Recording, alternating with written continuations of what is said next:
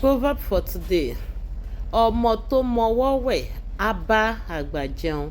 A child who knows how to wash their hands will eat with elders. The key words are wẹ̀, which means wash. Another one is jẹun, which means eat. While the third one is àgbà, elder. What does this actually mean? A child who is respectful. That is, if you practice a good manner, you will learn how to do great things, or you'll be invited to do great things with important people in the society.